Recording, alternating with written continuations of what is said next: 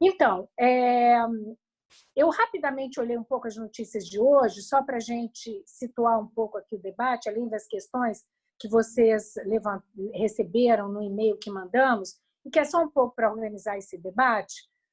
Eu acho que a gente tem, primeiro, essa incerteza que foi criada com esse sai Mandetta, não sai Mandetta, né, que acabou permanecendo, e permaneceu ao custo de um recuo nas regras de flexibilização do isolamento social, como a gente viu, que aparentemente, segundo notícias que eu tive de Rio, em particular, já mudou muito a dinâmica da cidade, já tem fila em tudo que é lugar, em banco, em loja, etc., em padaria. Houve também uma decisão muito recente do STF contrária a uma gestão que fosse coordenada pelo governo federal e que permitisse, né, que a gente organizasse a fila única para a distribuição da capacidade hospitalar, tanto do setor público quanto privado.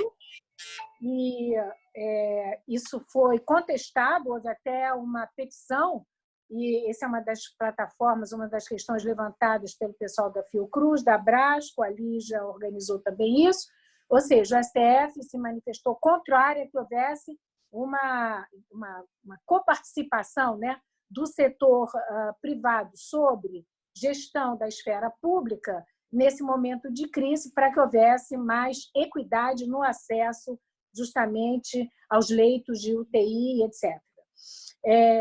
Até porque, evidentemente, a gente vai ter um aumento muito grande do ponto de vista da iniquidade de acesso.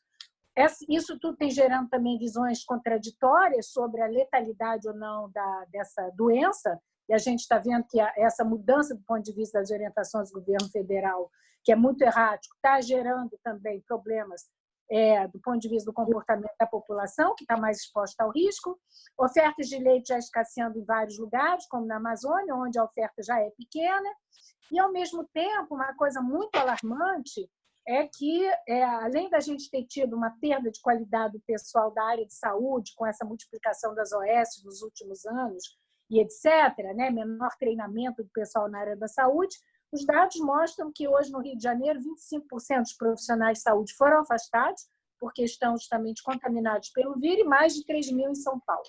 Então, eu acho que são algumas questões que já, digamos assim, contextualizam um quadro que é grave, mais de 10 mil mortos na França, o número de mortos aqui nos Estados Unidos bate recorde todo dia, mais de 1.500 ontem, na Inglaterra mais de 900, enfim, uma situação realmente difícil, OMS contestada nesse momento, e, enfim, os países em desenvolvimento, diante de uma solidão completa, apesar da União Europeia ter dito que vai mandar 20 bilhões agora de euros para ajudar no combate à pandemia, vamos ver como é que isso vai funcionar, dificilmente chegará a tempo, até porque não há pessoal, não há equipamentos, não há máscaras, enfim. Então, é um momento de crise aguda, né? E que é um momento que não é só uma crise nossa, é uma crise em esfera internacional. Então, eu queria começar passando a palavra, como sugeriu a Marcela, para a Lígia.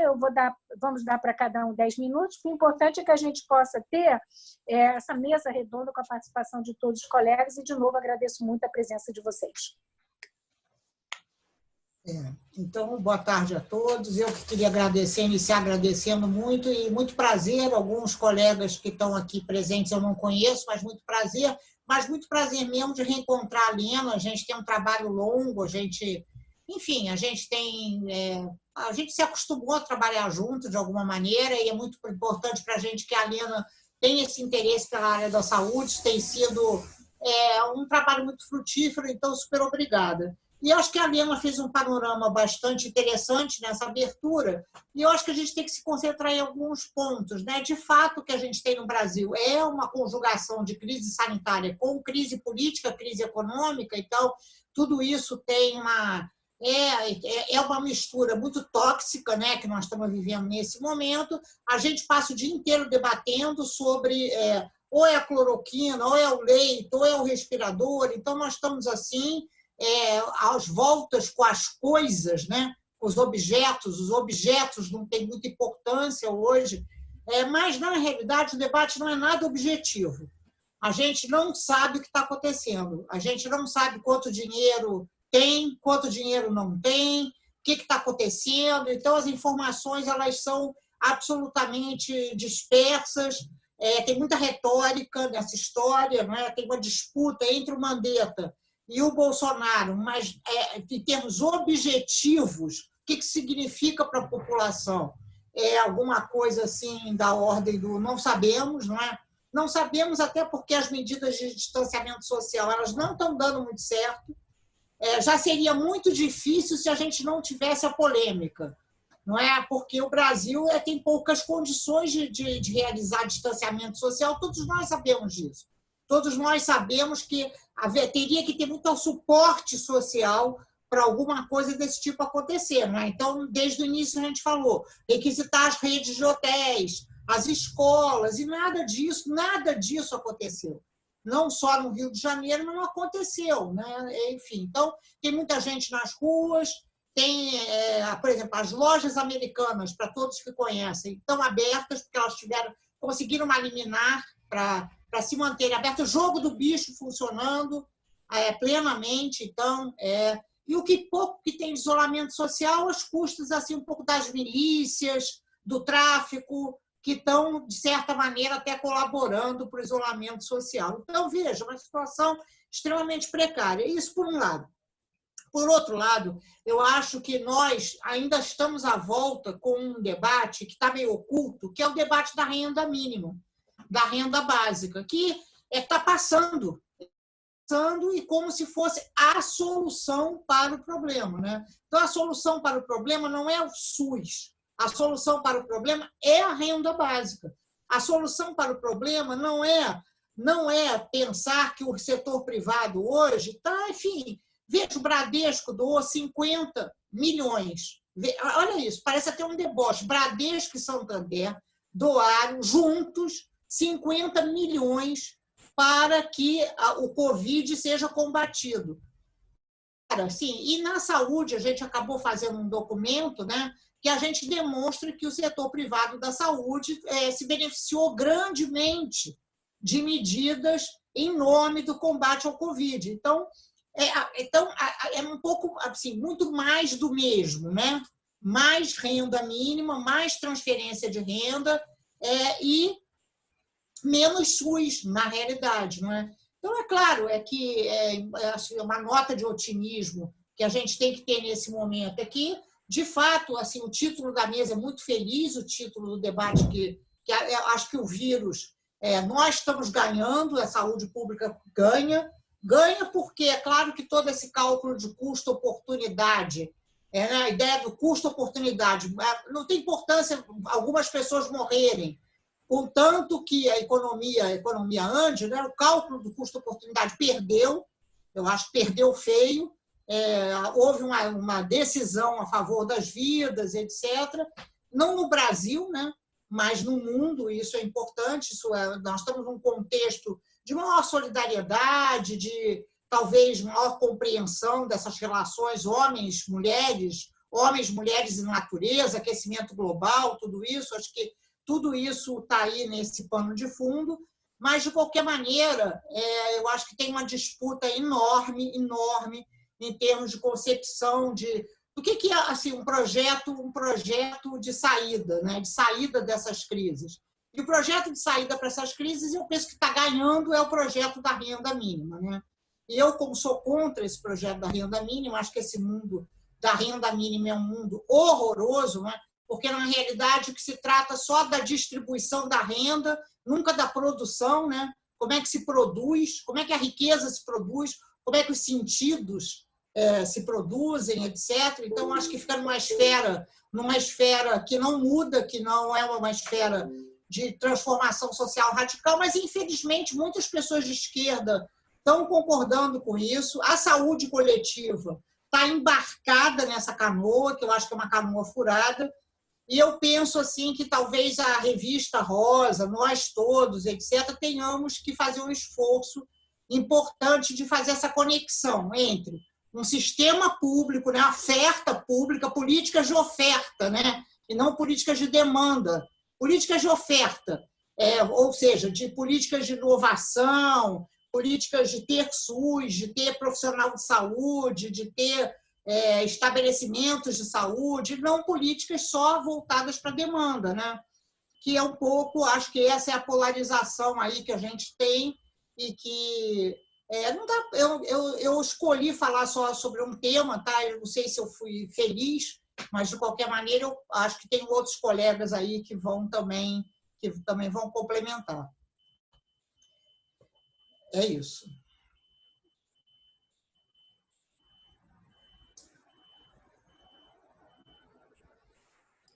Helena, a gente não está te ouvindo, agora sim. Isso, agora, desculpa. Obrigada, Lígia, perfeito tempo, já polarizou bastante. Cestelo, passo a palavra para você, por favor. É o Carlos. Ah, o Carlos que vai falar agora? Primeiro os mais novos, rapaz. Ah, tá. Vai lá, Tá Cestelo, bom. fala você. Tudo bem, vamos lá. Então, eu quero agradecer, Lena, a você pelo convite e à equipe da Revista Rosa, né, pela oportunidade de estar aqui. Eu acho que se tem uma coisa boa nessa crise que a gente está vivendo, se é que se pode dizer que é uma coisa boa, mas assim, o bom é que o tema da saúde pública, ele ganhou o debate na sociedade, quer dizer, ele se espalhou, né? Ele se tornou objeto de interesse nos diversos segmentos, e eu acho que esse evento aqui, esse debate é uma expressão disso. Então isso nos dá uma certa esperança de que a partir dessa tristeza, dessa situação de calamidade, a gente possa avançar num debate substantivo. Aí a Lígia acho que tocou em pontos importantes desse debate, que a gente possa sair dessa crise e avançar em cima de discussões que ficaram adiadas, ficaram relegadas, ficaram invisibilizadas e que agora, a despeito de qualquer coisa, vieram à tona pela força dos acontecimentos, pela força dessa epidemia, certo? Então, eu queria só dar uma notícia aqui antes de entrar propriamente na discussão, uma notícia que eu acho que é relevante, pode ser útil para quem tem interesse no tema, que eu até mandei por e-mail aí para a equipe da revista o site do SIDAX, que é o Centro de Integração de Dados e Conhecimento para a Saúde, que é aqui da Fiocruz da Bahia.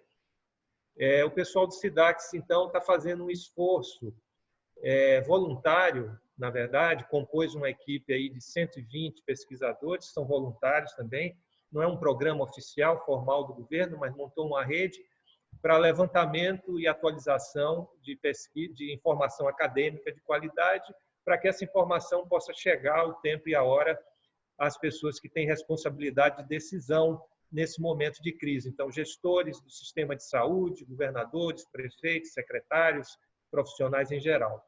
Essa rede ela tem atuado, como eu disse, na seleção e síntese de material, e ela tem um site que é o covid19br.org, e tem um diretório onde os dados aparecem consolidados e podem ser acessados assim por qualquer pessoa de interesse.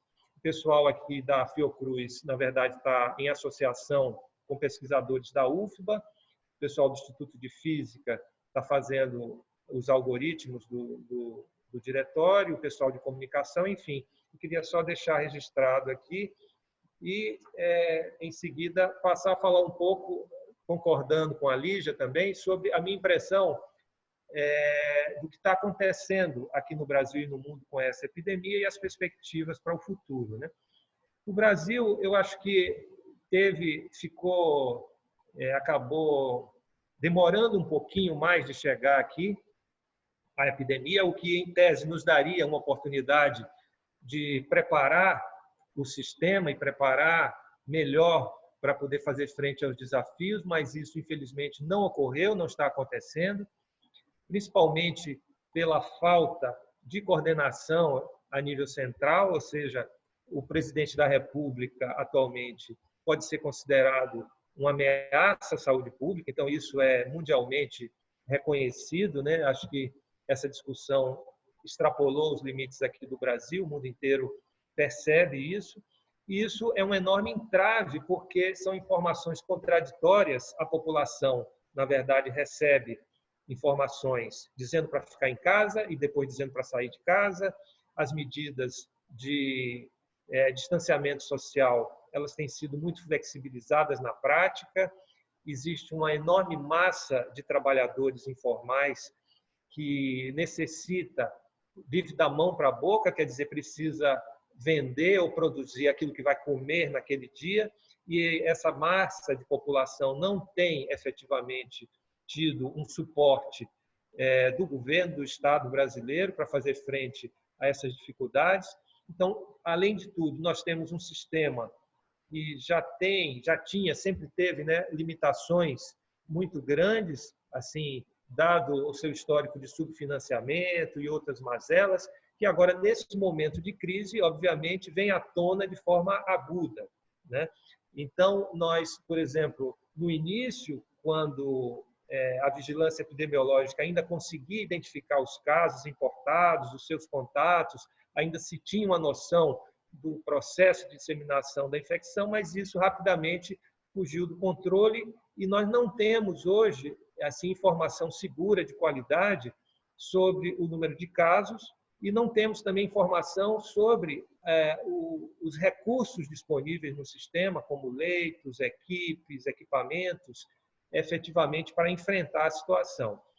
Claro, a nossa expectativa seria que isso fosse resolvido ou pelo menos amenizado ao longo desse período de latência, mas infelizmente não foi isso que aconteceu. A gente tem aí uma discussão política tóxica entre o presidente e o ministro da Saúde e a coisa fica polarizada de uma forma estúpida e perversa.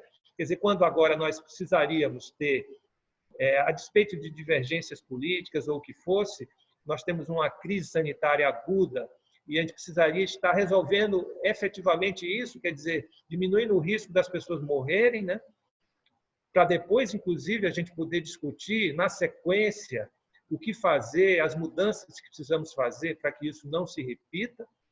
Mas, infelizmente, o que nós estamos observando é que, por exemplo, nós estamos no mês de abril e agora, a essa altura, a gente não sabe nem sequer quantos respiradores nós temos disponíveis, nós não temos um programa de preparação de equipes de intensivistas, porque essas equipes elas são equipes especializadas que não se formam assim rapidamente.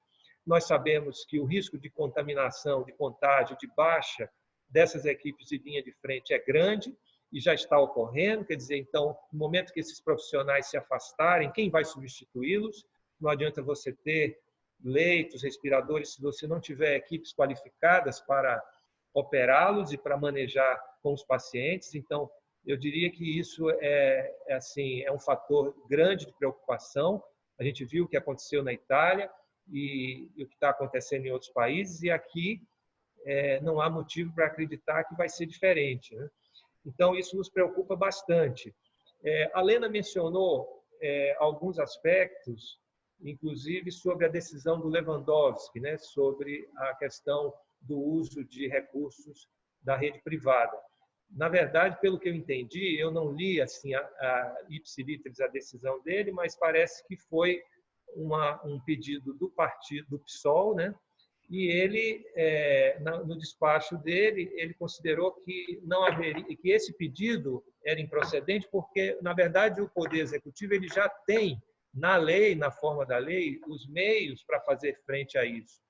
Ou seja, não se trata de que o judiciário ou o legislativo precisem tomar alguma iniciativa para que o executivo ponha em prática essa providência, que é dispor do total de recursos, sejam eles de propriedade de privada ou não, isso já está dado pela condição de calamidade pública e pela própria lei orgânica da saúde.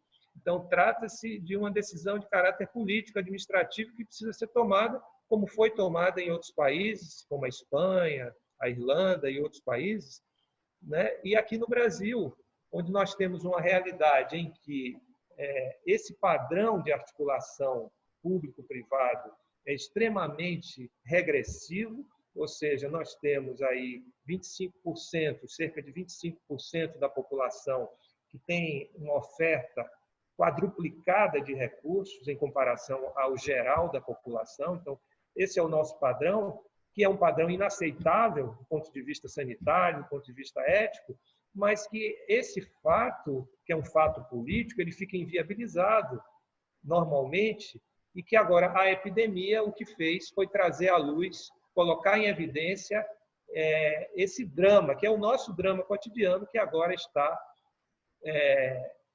multiplicado, né, aí pela epidemia. Então, isso eu acho que é realmente uma situação que seria muito bom se, ao final dessa crise, dessa epidemia, aliás, que eu acho que a crise em si ela não dá mostras de que vai passar no curto e médio prazo, porque eu entendo que se trata de uma crise, como a Lena falou, ela tem um componente que é ambiental, que é político, que é social, que é sanitário também. A gente teve agora recentemente um histórico de ressurgimento de doenças infecto-contagiosas que haviam sido controladas, inclusive essas arboviroses e outras viroses, assim, que têm repetidamente se apresentado. Então, também essa epidemia é uma tragédia anunciada, quer dizer, já havia uma expectativa com relação a isso, de certa forma, e nada foi feito, pode-se dizer.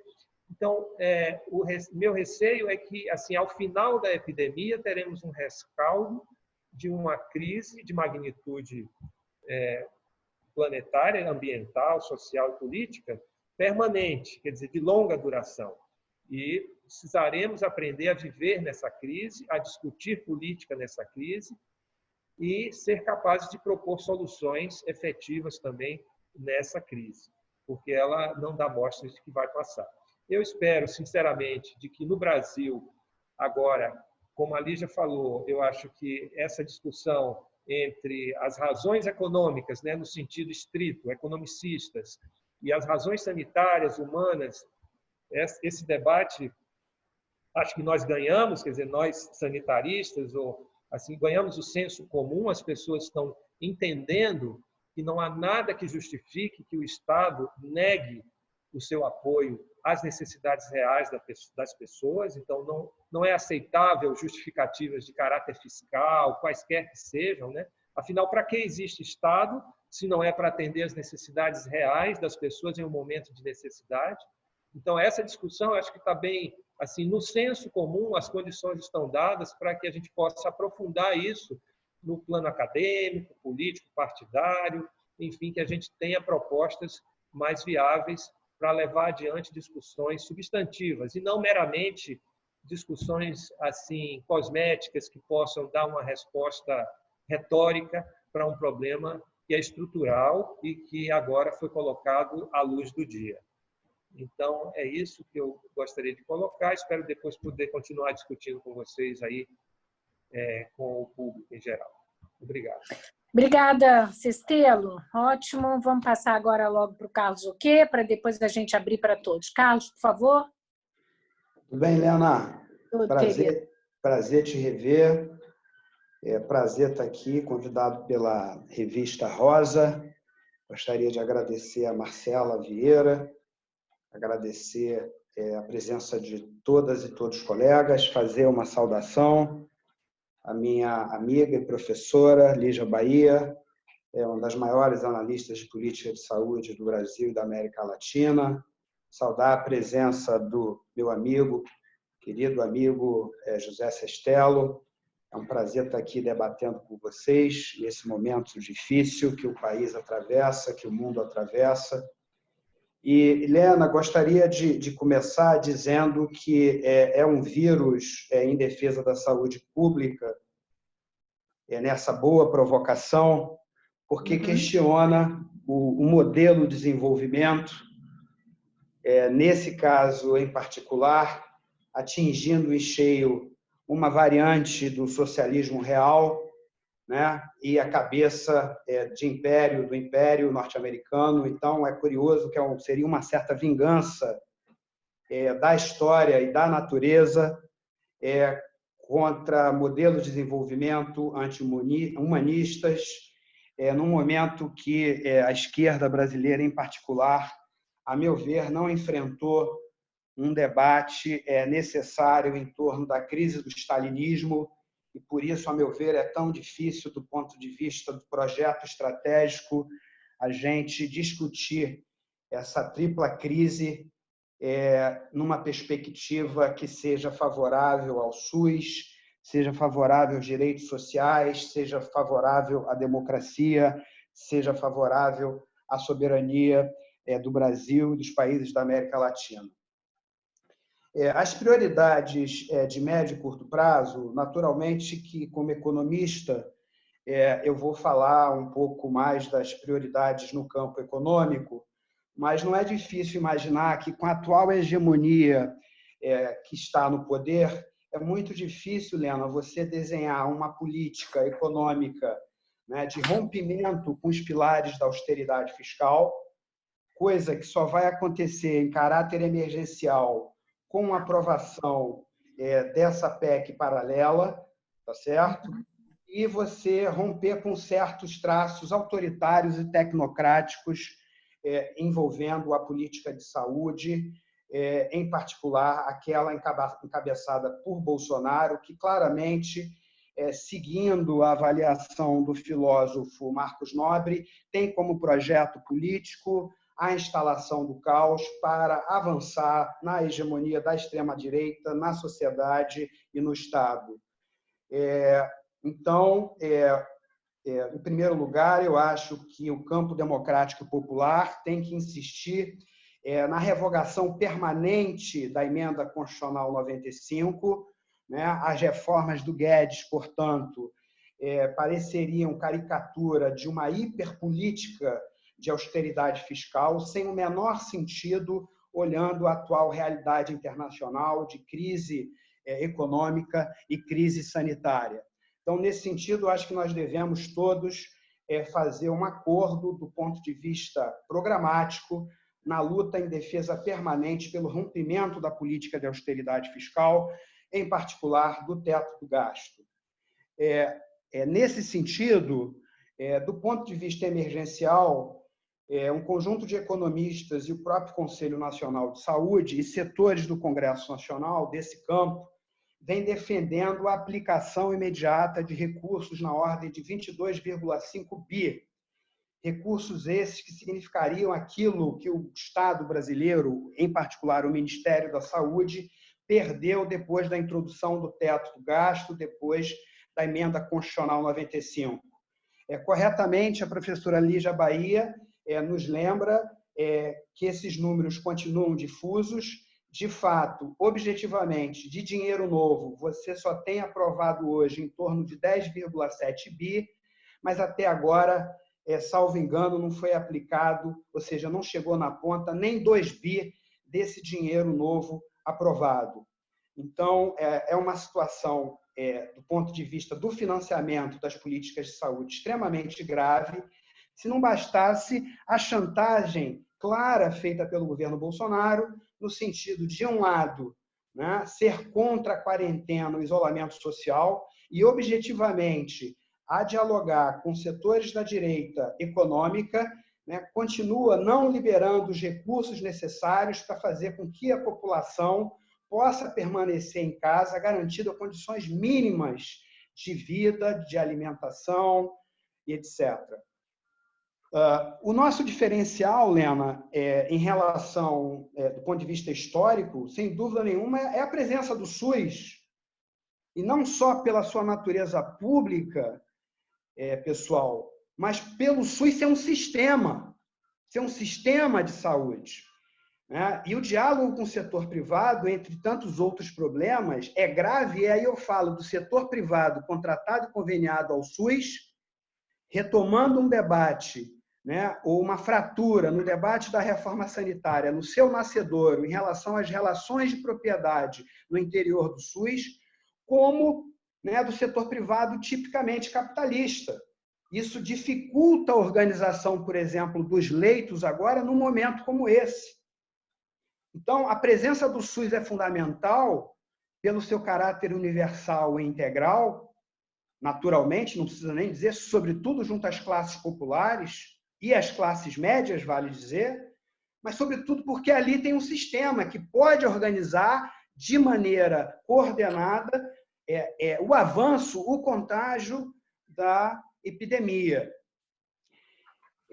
As suas duas últimas questões, elas são extremamente difíceis porque você pergunta sobre o futuro do SUS e você pergunta sobre cenários pós-crise. Eu gostaria, portanto, de arriscar, aproveitando esse grupo muito qualificado que está aqui hoje presente, para pensar o seguinte: certamente o futuro do SUS, entendido enquanto sistema integral, universal, entendido enquanto um direito social, provavelmente está ligado ao futuro do Brasil mesmo.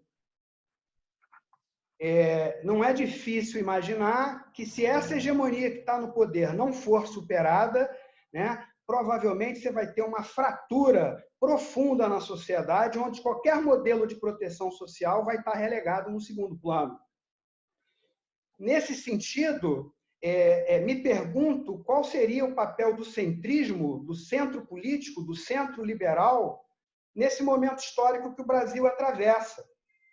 Ele vai fazer um giro em relação a um ideário social-democrático, ou a nossa esquerda fazendo um giro, né, a um socialismo democrático, na crítica ao socialismo real, ao stalinismo e até certas frações autoritárias, né, dos ismos no interior do movimento socialista internacional.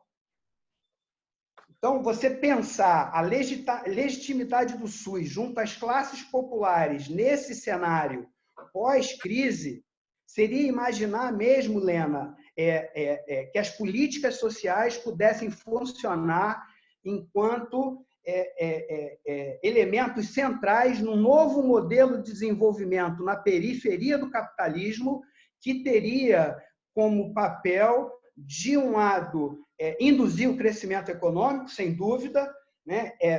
Ampliar a ciência e tecnologia, mas, sobretudo, atacar a desigualdade.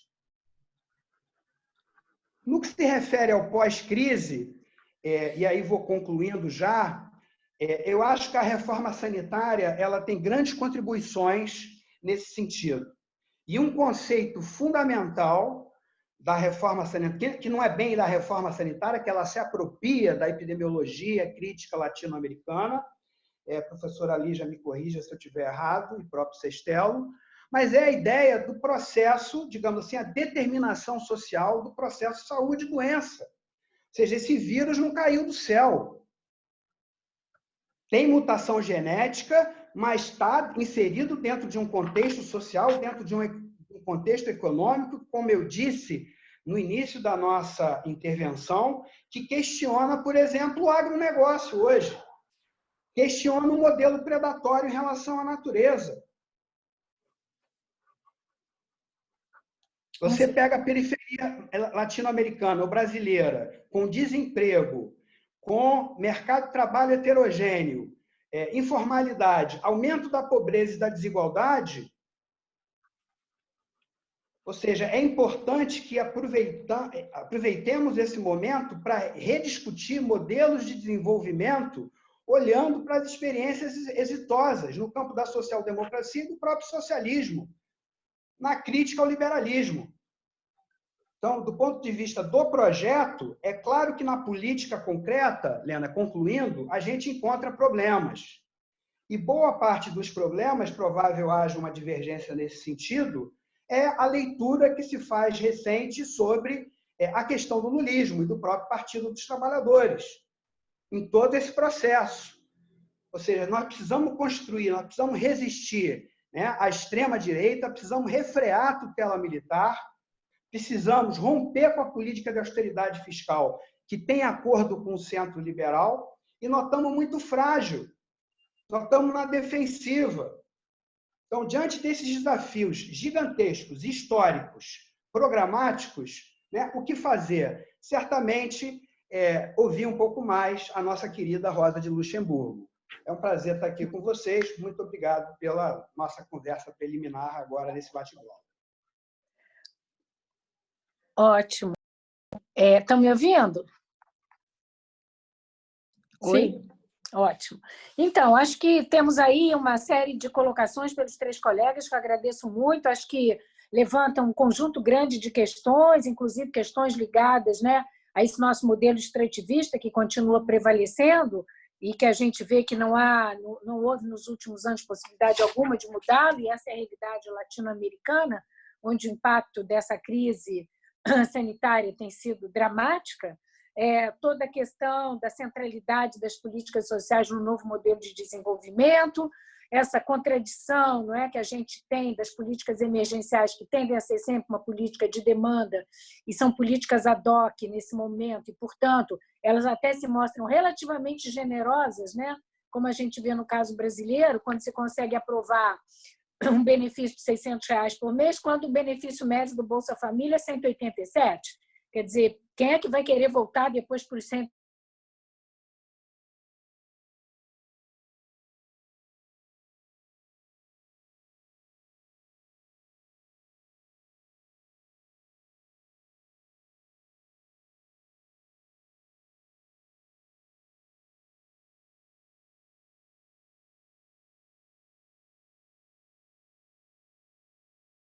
Vocês me perderam?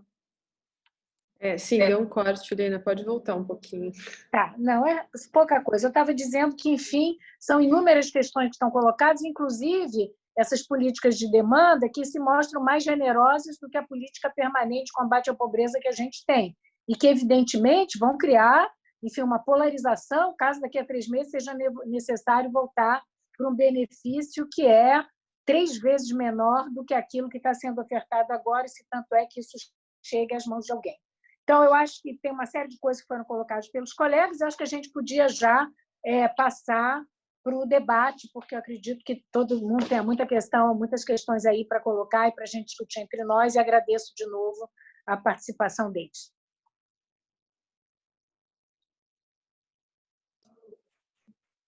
Pessoal, como está todo mundo mudo, eu acho que também pode ficar à livre vontade se alguém quiser falar, sem levantar a mão. Não somos tantos também, eu acho que dá para conversar bem.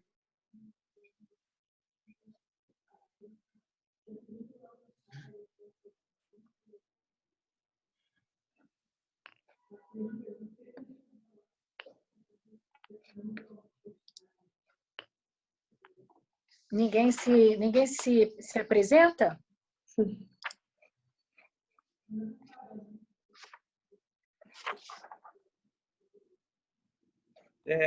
Então, Lena, só exemplificando aqui, recentemente, não sei se vocês se lembram, quando da tragédia lá em Minas, do Rio Doce, e depois a gente teve também uma emergência, né, um surto de febre amarela, e aí pesquisadores da Fiocruz estabeleceram ou procuravam estabelecer assim na pesquisa algum vínculo entre a questão ambiental e a questão sanitária ali naquele momento, certo? A gente sabe que esse modelo de extrativismo mineral, que é em Minas Gerais, assim, o estado inteiro é um buraco só, né? E o que fica é o passivo disso, as populações proletarizadas, precarizadas e ainda correndo risco de morte, como aconteceu aí e pode acontecer novamente. Então, vejam que tem essa vinculação entre esse modelo, claramente, e a questão sanitária e a questão social, né? Esse é um exemplo, mas acho que outras, essas viroses, as arboviroses em geral, e mais o coronavírus, essas síndromes respiratórias, isso tem determinantes sociais, esses quadros, obviamente, tem fatores ambientais que estão relacionados a esse modelo de desenvolvimento também. Acho que isso é incontroverso, né? Perfeito. O Federico levantou a mão? Sim, Federico, próximo. Boa tarde, todo mundo. Está me ouvindo? Sim. Obrigado. Obrigado pelo convite, obrigado pelas conversas. Primeiro, 2 considerações. Eu tenho uma questão mais específica, não?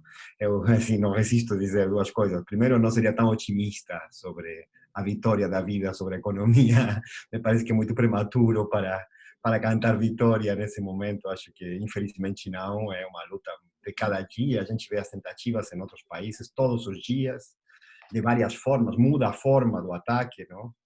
Enfim, ontem mesmo, e da mesma forma que me parece tão perigoso essa oposição entre Bolsonaro e Mendetta, me parece que é pura palha isso, porque os dois são igualmente vilões. Ninguém chega ministro do gabinete de Bolsonaro sendo um republicano convencido da importância da saúde pública e ontem mesmo, um dia, quando ele foi confirmado no cargo, já estava argumentando a favor do pagamento dos serviços do SUS, enfim, várias coisas. Então, acho que tem que ter, assim, muito risco de cantar vitória prematuramente numa guerra que está começando. Guerra não é uma boa palavra, mas está começando só agora. Mas, indo a uma coisa que me interessa, assim, por meus assuntos, não? E minha ignorância, eu gostaria de saber dos especialistas que participam do debate um pouco mais a respeito da questão da produção de números. Me parece que é uma questão estratégica. Justamente o SUS, e me parece genial, não? Eu vi agora rapidinho o site, que vou compartilhar com vocês uma coisa que o site é organizado pela Fiocruz e pela UFBA, me parece. Eu compartilho aqui uma coisa, um mapa sobre que vi hoje em uma conta de Twitter, não conheço as pessoas, não sei se é confiável, podem ver ali no chat, sobre o número de respiradores, exatamente. Não? Me parece que seria fundamental vocês, planificadores da saúde, não, como estão fazendo, enfim, disputar claramente a produção de números. Me parece que é uma questão absolutamente estratégica. Eu não sei, inclusive tenho uma curiosidade, quando, enfim, há muita heterogeneidade quando a gente procura, não, os números. Eu, algumas semanas atrás, por outras razões, não focando no Brasil, mas comecei a tentar entender um pouco como esses números do World Meter, ou não sei, da Universidade Johns Hopkins, etc., são produzidos. Há uma série de lacunas muito grandes, cada país produz números de formas diferentes, sabemos que isso é totalmente asistémico, digamos assim, por dizer pouco. Há números importantíssimos, como como por exemplo, número de hospitalizados, que são oscuros, totalmente oscuros. Alguns países estão produzindo mais esses números, outros nem falam disso. Enfim, não? E me parece que justamente o fato de existir o SUS, na sua grandeza, apesar de todas as fraquezas que ele tem, não? Por todas as razões orçamentárias e mais que sabemos que não são de agora, o fato do caráter sistêmico e nacional do sistema, vale a redundância, existir, me parece que pode permitir um trabalho muito consistente, que talvez já existe nesse site, se eu não sei, não? Já talvez está em andamento, talvez que a Fiocruz está fazendo, mas me parece que isso é fundamental, uma disputa, ou seja, para tentar ganhar a hegemonia sobre os números, porque é lá que a questão vai ser lá, e infelizmente também, enfim, na dor que as famílias vão ter, não? E já estão tendo, sobre o avanço da epidemia e a crise social e econômica que vem junto, não? Que, digamos assim, o processo vai se jogar de fato, não? Mas, sobretudo, no debate público a respeito das políticas, como sabemos, nesse caso e em outros, a questão dos números, dos gráficos, é fundamental. É claro que depois tem que veicular isso, alguém tem que comprar os dados verdadeiros ou mais verossímeis do que outros, não? Cada jornal produz a determinada hora do dia outro tipo de números, enfim, há uma heterogeneidade enorme, não sei. É mais, não chega a ser uma proposta, porque é muito óbvio do que estou falando, é mais uma pergunta para saber como que isso está sendo feito. Quando a gente entra no site da Fiocruz, quem alimenta o site? Como funciona minuciosamente? São as clínicas? Como a articulação entre o sistema privado e o sistema público? Esse gráfico, para terminar, esse gráfico que está nesse link que eu enviei, também nunca se informa o gráfico quantos respiradores são do sistema público, do sistema privado, por estados, parece uma coisa interessante, mas o gráfico não é acompanhado de nenhuma consideração a respeito de como os dados foram produzidos. Enfim, me parece que ali há uma questão estratégica, além de, claro, a prestação do serviço de saúde, o financiamento, a luta pelo orçamento, etc. Claro. Isso só, obrigado. Tem mais alguém inscrito? O Arthur também quer fazer uma pergunta. Vamos lá, Arthur. Oi, gente. Então, eu queria colocar 2 pontos, acho que seguindo um pouco a linha também do que o Federico já estava falando, que é o seguinte, eu queria, se vocês pudessem falar um pouco dessa campanha ultra obscurantista que tem acontecido, o movimento anti-vacina, que já é uma coisa estabelecida, né? Parece que a gente trouxe dos Estados Unidos, mas já tem raízes nossas aqui. E eu estou perguntando isso porque eu li em alguns lugares que, na verdade, até antes do corona, já estava passando uma crise séria no sistema de saúde, porque já tinha inúmeros casos de sarampo, já tinha casos também, muitos casos de dengue, né? Eu não sei como estava o investimento na área a respeito de campanhas de conscientização, etc., né? E um outro ponto que eu queria levantar, já que a gente está falando de defesa do SUS, né, que eu tenho percebido que, com a crise do corona, uma parte da classe média ou da classe média alta que tem os planos de saúde, que não dependem necessariamente do SUS, também estão se vendo às voltas com planos de saúde que são completamente, assim, não sei se eu vou exagerar a palavra, mas mafiosos, né? Que você paga o plano todo mês e chega no final, quando você precisa de fato, o plano começa a entrar com uma série de processos ali na justiça para não ter que arcar com os custos. Porque agora seria, de fato, um momento em que os planos iam ter que funcionar, né, digamos assim. Então, eu também queria pensar isso como esse mau funcionamento, né, dos planos de saúde pode, de alguma forma, também levar uma parte da sociedade brasileira a reconsiderar a importância, a necessidade do SUS, né, que não fique restrito a classes populares só, mas que abarque também uma outra parcela, que haja uma conscientização, né, talvez possa ser um impulso para que haja uma conscientização maior nesse sentido. Eu tenho uma pergunta. Queria responder. Tá. Primeiro, assim, Frederico, não é um otimismo, não. É assim que é, né? A saúde pública, ela é muito bem sucedida quando ocorrem tragédias na humanidade. Sempre foi assim, né? Não é? Na peste negra, na epidemia de cólera na Inglaterra, é assim. Nós estamos no nosso momento de ouro. Não há dúvida sobre isso. Por que estamos no nosso momento de ouro? Porque nós ganhamos. Nós ganhamos. O debate é um debate macro. O debate não é o debate de como é o vírus. O debate não é um debate da genômica. O debate não é um debate da medicina de precisão. Nós ganhamos o debate. O debate é o isolamento social, as grandes medidas de saúde pública, etc. Então, isso não é um otimismo, é um reconhecimento que tudo indica que na saúde esses movimentos são pendulares mesmo, né? Enfim, há uma literatura sobre isso, que na realidade nunca a gente tem tanta ruptura epistemológica assim na saúde, que a gente oscila e que há um pêndulo entre esse mundo muito pequenininho, né, que é o mundo da genômica, enfim, e um mundo grandão, que é esse mundo aí da saúde pública, né, que é um mundo com muitas incertezas, não é? Então, a sua segunda pergunta é sobre os números. Não tem número. Não tem número porque não tem o N. Nós não sabemos quantos casos existem. Então, se não tem N, não tem número. Muito difícil fazer projeção. Os modelos sempre estão furados, né? As modelagens, as projeções estão todas furadas o tempo todo. E é assim que é. É por isso que a medida é a velha quarentena do século XIV, né? Quarentena é uma medida do século XIV. Então, veja, né? É assim que estamos. Agora, é claro que eu acho também que você tem razão, eu acho que a disputa não é por números, eu acho que a disputa é pela compreensão, é pela causalidade, é o modelo causal que está em questão. O que causa doença, né? Eu penso que o que causa doença é desigualdade. Mas é claro que o meu colega da microbiologia discorda, né? Ele acha que o que causa doença é o coronavírus. Então, são dois modelos que estão sempre em disputa, né? E está bem, ele tem razão, eu também tenho razão, e assim vamos. Enfim, então, em relação aos números, eu acho que nós temos a gente tem capacidade de produzir números, mas nós estamos fragmentados. A gente hoje tem um Ministério da Saúde que, tecnicamente, é fraco, então é difícil, o Ministério da Saúde não está coordenando esses esforços e está cada um para o seu lado, né? Então, a gente tem na Bahia um monte de gente fazendo projeção, na FGV um monte de gente. E, ao longo desse tempo, surgiu, assim, no Brasil também, que é uma coisa interessante, um fenômeno interessante, um monte de institutos privados. Armínio Fraga tem o Instituto da Saúde, que faz modelagem. A GV de São Paulo faz o INSPER. O INSPER agora é uma grande referência.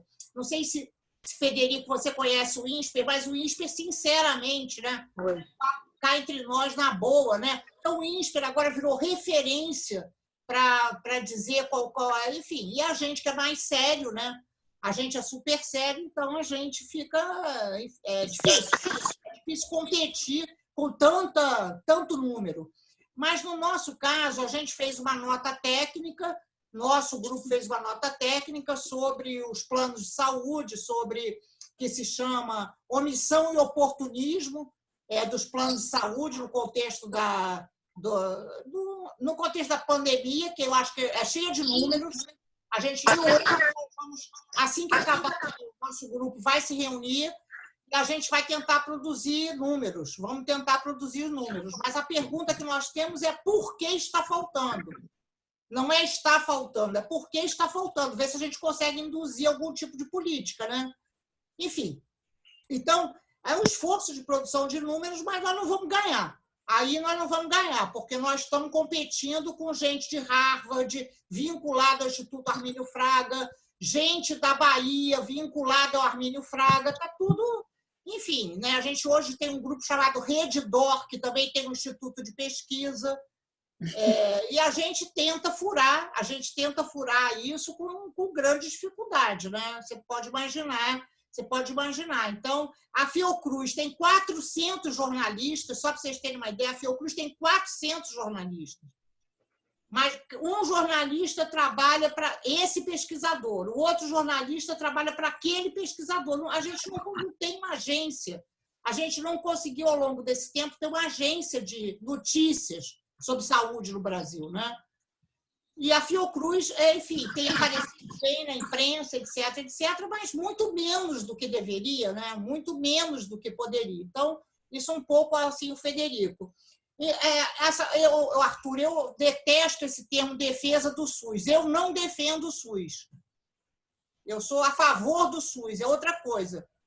Porque se a gente tiver que defender o SUS, a gente já lascou, né? Coitadinho, alguém tem que defender. Eu sou a favor do SUS, é diferente. É totalmente diferente. Né? Eu estou me comprometendo com isso. Eu não estou defendendo o SUS para os pobres. Eu acho que faz a maior diferença. E isso foi uma briga que a gente teve grande durante os governos do PT, né? Que ficaram defendendo o SUS e, na realidade, nunca foram a favor do SUS. Né? Então, assim, eu acho só para a gente conversar isso. Né? E, de fato, eu penso que assim, é uma experiência negativa que as pessoas estão tendo com o plano de saúde, porque os planos de saúde são, assim, nesse momento, eles não... E a gente está propondo redução de mensalidade de plano de saúde, a gente quer arrebentar, né? Vamos falar. Entendeu? Então, eu estou propondo redução de mensalidade de plano de saúde, que a inadimplência não seja considerada, e estou propondo que todo mundo seja atendido com o plano que tiver. Ou seja, se eles estão ganhando um monte de dinheiro em nome do Covid-19, eles têm que atender as pessoas. Vamos ver se a gente consegue, nessa confusão, passar algum tipo de coisa. Mas não é fácil, porque entre nós também tem briga. Por exemplo, essa história da fila única já deu briga, porque tem gente do movimento sanitarista que acha que isso é muito radical. Eu sou muito radical, entendeu? Porque é essa confusão. Ora a gente é de direita, ora a gente é radical. Se você propõe fila única, você é radical. Se você é contra a renda mínima, você é de direita, entendeu? Então é uma confusão grande ainda que rola entre nós. Eu acho que o Carlos Otávio ele tem razão quando ele chama a atenção da gente para essa necessidade, digamos assim, de um debate mais de fundo, né? Eu acho que ele tem toda a razão e é preciso ter esse debate mais de fundo. Eu acho que é uma oportunidade boa aí a gente estar com esse agora espaço de debate que é a Revista Rosa, entendeu? Mas é muito debate, né, que a gente tem que ter, entendeu? Não entendo nada mesmo de SUS e de saúde pública. Eu fiquei só tinha uma pergunta assim. O que eu vejo é que parece, não sei quais seriam as propostas para se não só defender o SUS como coitadinho, que está muito certo o que a Lígia falou, mas para, digamos, reformar, modificar ou melhorar, sei lá o quê. Uma coisa que eu vejo é que parece que de estado para estado é diferente. Fica uma questão entre o Ministério da Saúde, que é uma organização federal, e de cada estado, cada governador, cada secretário de saúde faz uma coisa. Então, não sei se seria... se vocês pensam num plano realmente de remodelação do SUS que envolveria não sei se é bom ou se é ruim, eu só estou perguntando, envolveria uma centralização federal da política de saúde, porque acho que foi a Constituinte de 88, faz coisas que eu acho muito malucas, inclusive a educação também é a mesma coisa. Universidade é federal, ensino básico é municipal, daí eu não entendo, quer dizer, deve ter uma lógica para isso, mas eu não entendo. Isso é uma questão assim de, digamos, quais seriam os pontos, 3 ou 4 pontos, de realmente, para fazer uma coisa para o SUS ficar melhor. Acho que teria uma programação para ser feita. A segunda coisa que, também como leigo, eu não entendo muito bem a relação de agronegócio com epidemia. Quer dizer, é uma causa? Solta mais micróbio? Perguntas bem que meu filho podia fazer, mas eu estou fazendo aqui porque gosto muito do jeito que vocês estão expondo a coisa.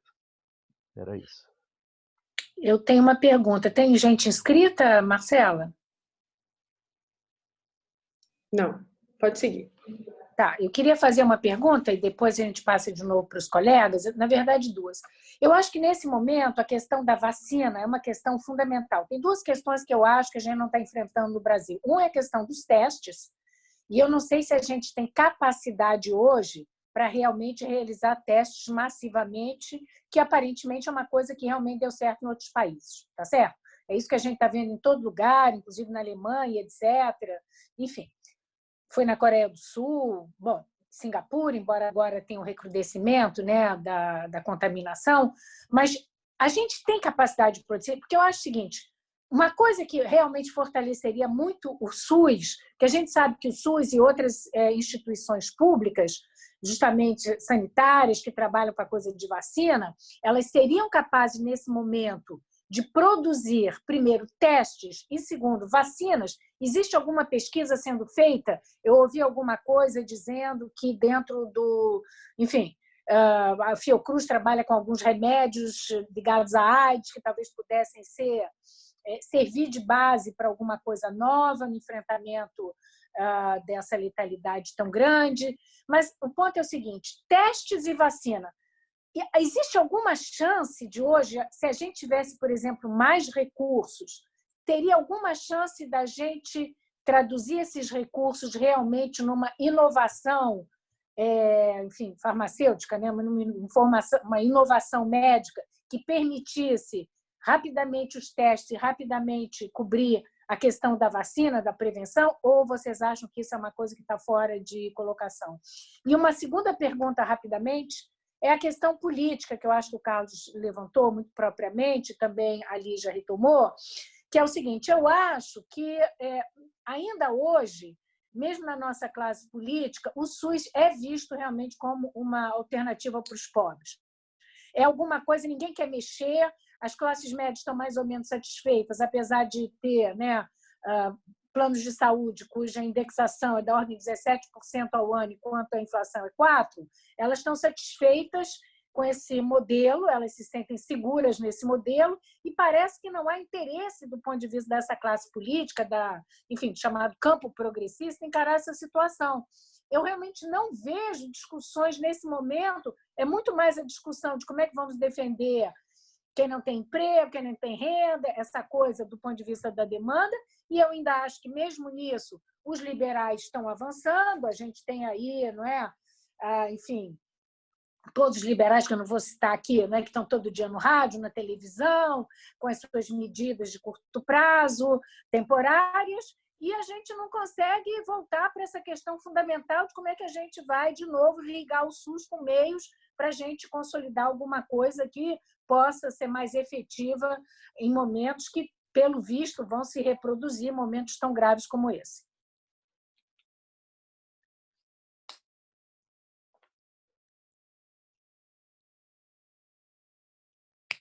Maurício, vai lá, Maurício.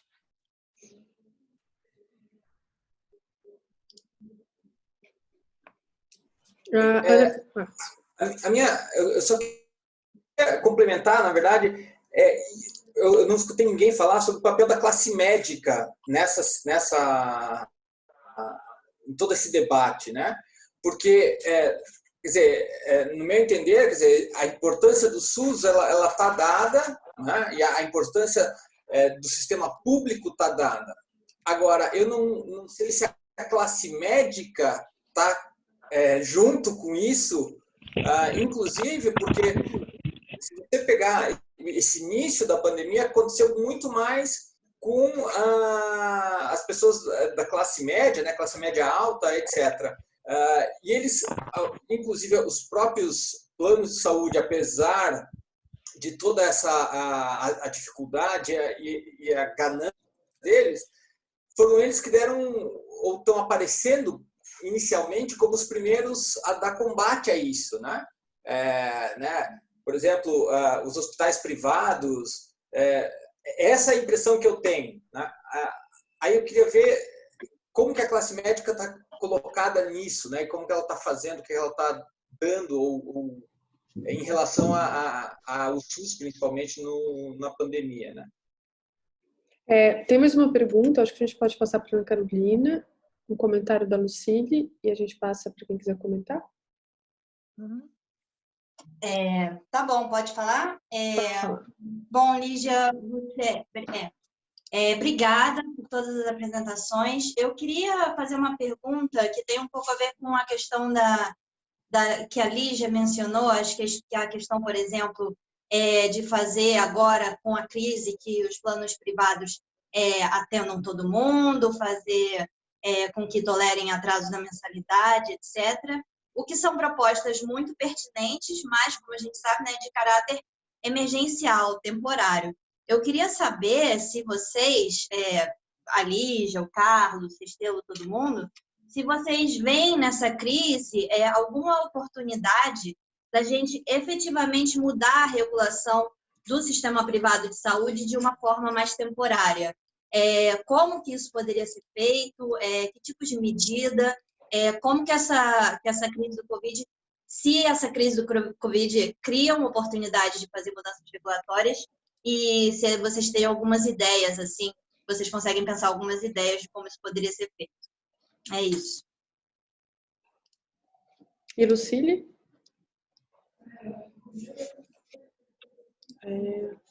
Boa tarde a todos. Eu sou Lucília Fleuter-Winter, eu faço parte da diretoria da Sociedade Brasileira para o Progresso da Ciência.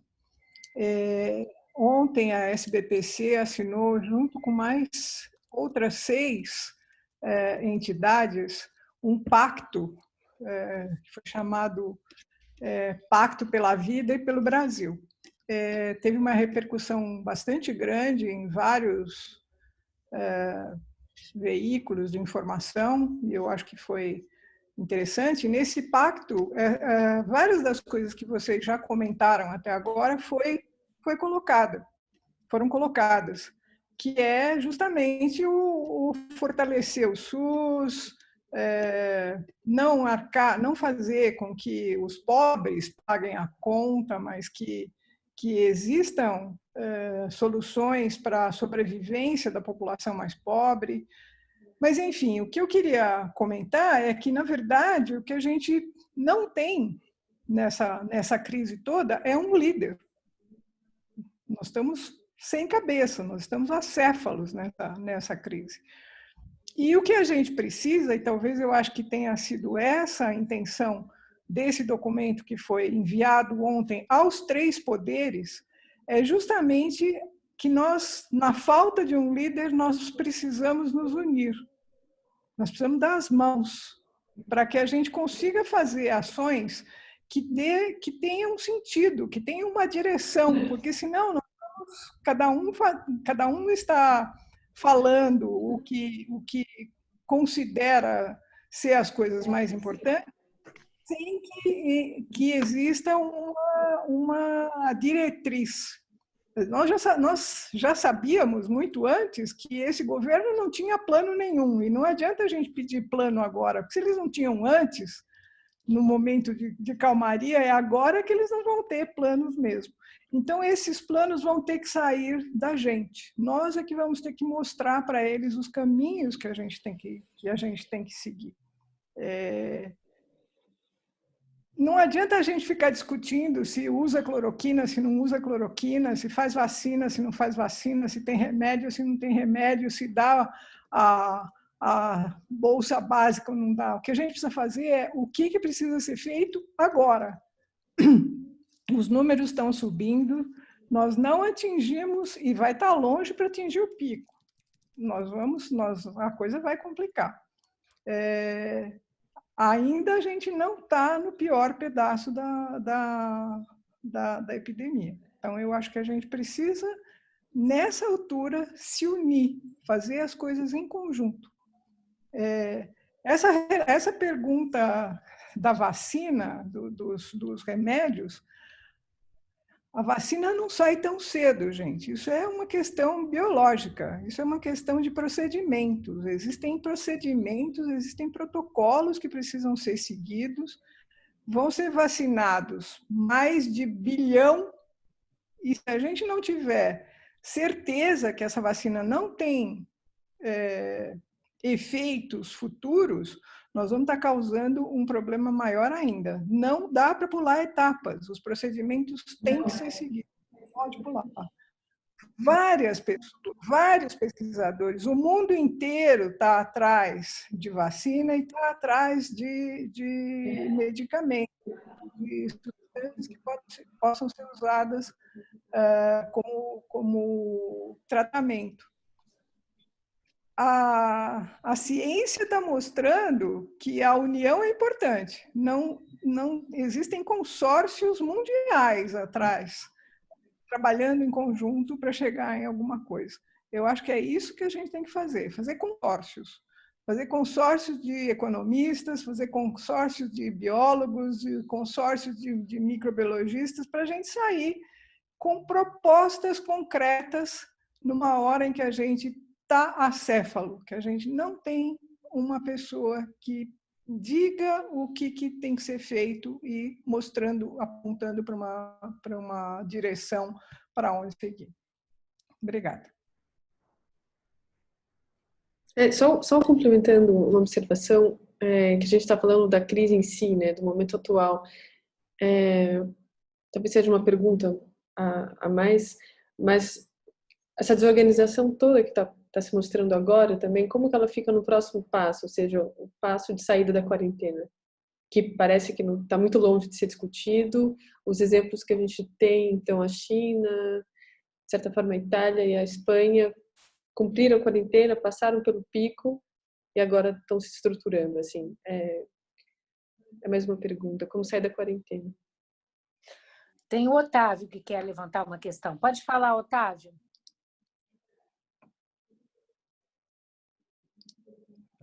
Oi, obrigado, Lígia, Sestelo, Carlos, pelas apresentações, Lena, por organizar esse debate super importante e interessante. Minha questão é sobre a proposta de fila única dos leitos dos hospitais privados e do SUS.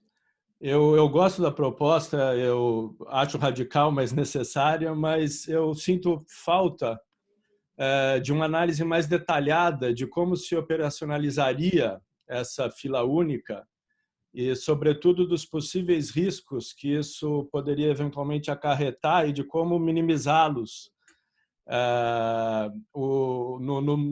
Na nota técnica que eu li rapidamente, o modelo que se menciona é o da fila de transplantes, né? Mas não seria inadequado esse modelo, já que ele não envolve infraestrutura, mas só órgãos? Teria algo um pouco mais detalhado sobre essa operacionalização que a gente poderia utilizar para até fazer uma campanha em relação a isso?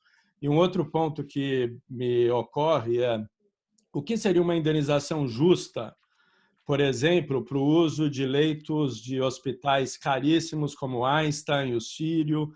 Não poderia ficar mais caro ainda para o SUS adotar essa fila única? É isso.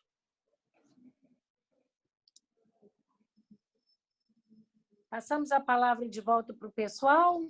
Podemos começar? O que vocês acham? Quanto tempo a gente tem? Eu não estou aqui com o relógio, deixa eu ver. Acho que a gente pode pensar num teto de mais 25 minutos.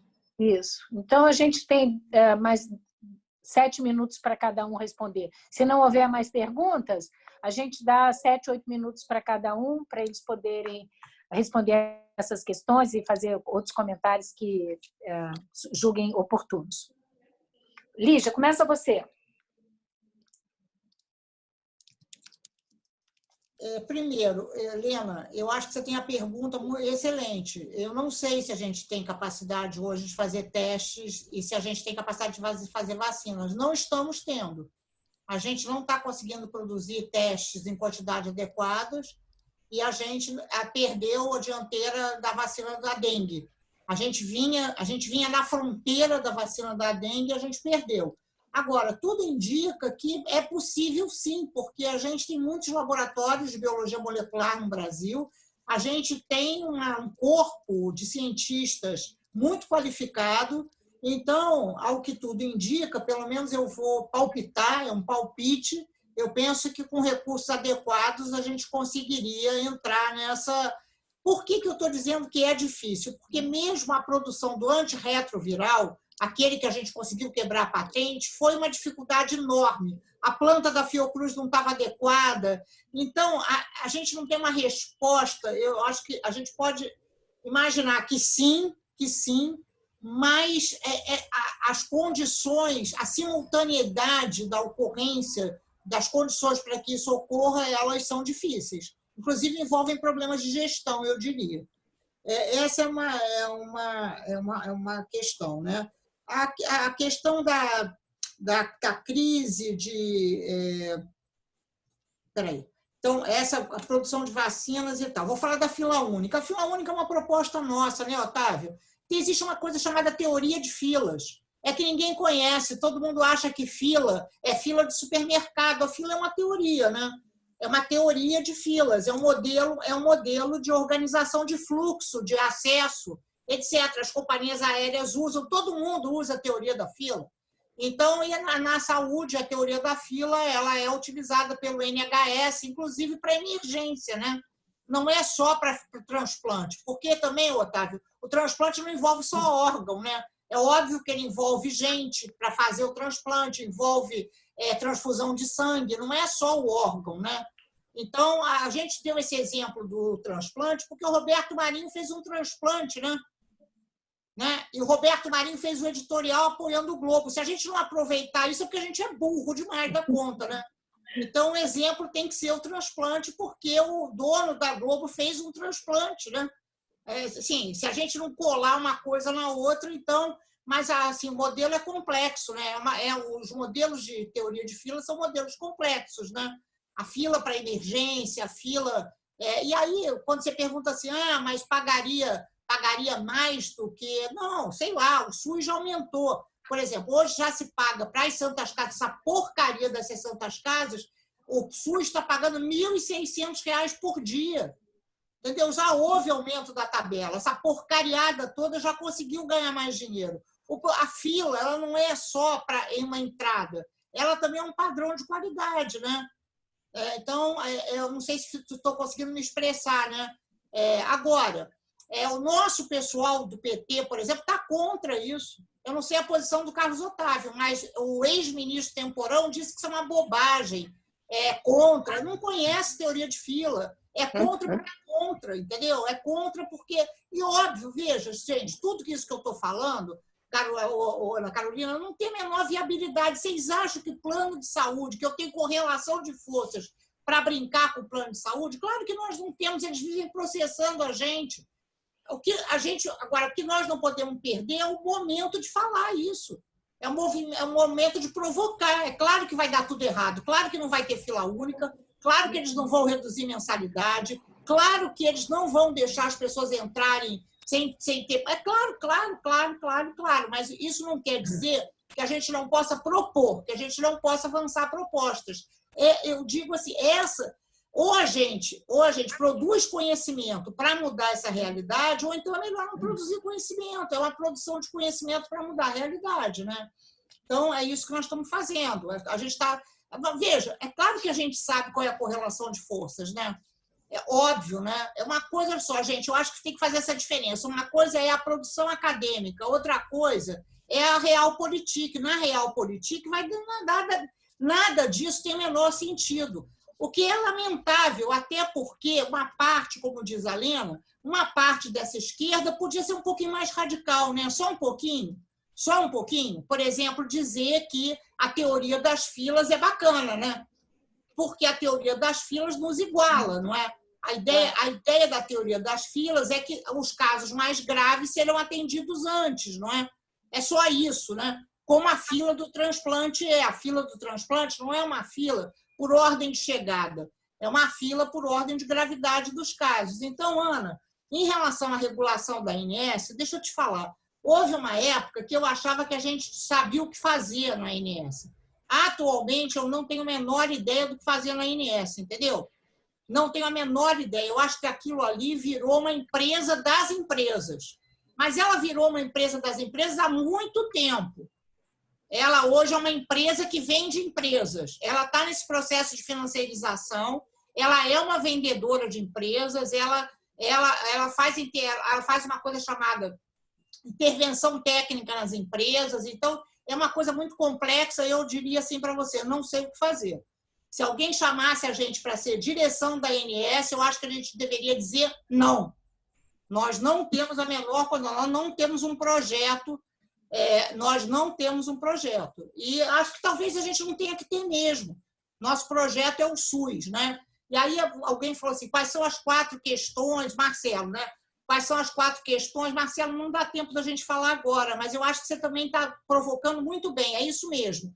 Acho que nós temos que ser capazes de apontar 4 ou 5, enfim, grandes projetos para o SUS, né? Certamente, eu acho que você tem toda a razão. É diferente, sim, em cada estado. Por exemplo, Niterói está se fazendo uma coisa muito legal em relação a... Ceará está testando, o Ceará está fazendo teste em toda a população, conseguiu o teste, o Rio de Janeiro e São Paulo não conseguiram. Veja, há uma diferença grande hoje dos governos que são PT, governo do PCdoB, em relação às políticas sociais. Então, tudo isso é real. Em relação à Lucília, a Lucília é minha colega, eu sou da SBPC, né, Lucília? Então, essa nota da SBPC tem uma repercussão, mas é importante também a gente notar que nós estamos um pouco numa bolha, né? Porque essa monja, vocês viram a monja? A monja tem milhões de seguidores, Aí a monja postou assim, pessoal, se alguém precisar se alguém se sentir mal, procure a rede Missão Covid. Missão Covid, quer dizer, no mundo da monja, nem SUS existe, né? A monja vive num mundo que não tem SUS. Assim como eu acho que vários desses grandes influenciadores digitais e tal não vivem num outro mundo, sem SUS. Eles vivem nesse mundo sem SUS. Aquele moço que tem milhões de seguidores, aquele que apareceu no programa Roda Viva, que todo mundo ama ele de paixão, ele vive num mundo sem SUS. Né? O mundo dele é um mundo que nós vamos sair, vai todo mundo ficar andando de máscara o resto da vida, não tem SUS. Não tem. Então, é importante que a gente entenda isso. Isso é apavorante. Né? É absolutamente apavorante. Então, as pessoas com grande influência, que eu acho que não somos nós, sinceramente, na boa, eu acho que a gente está... Eu acho que, por mais que eu seja otimista com a coisa da saúde pública e tal, acho que não somos nós, mas, enfim. Então, eu não sei se eu consegui responder todas as perguntas, mas, assim, a quarentena, né, Marcela? Você viu que os países estão saindo da quarentena, né? Que as medidas são claras. Eu acho que está bacana a saída. Você viu? Alguns países disseram assim, as lojas com menos de 400 metros quadrados podem abrir. Ou seja, o shopping não pode abrir um shopping, mas pode abrir uma loja pequena, pode abrir restaurante, contanto que as mesas tenham um espaço de 2 metros entre cada mesa. Eu acho que está legal. Como a gente, Marcela, nós temos esse atraso, entre aspas, do Covid no Brasil, a gente podia copiar, né?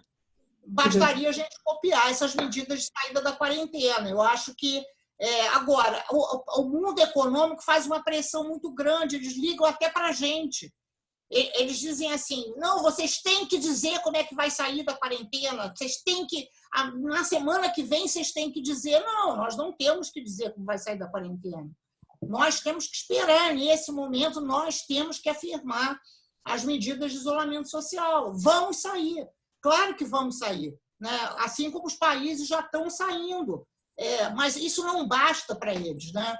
Eles querem que tenha, então, um planejamento e o município inteiro sai. Veja, burrice, né?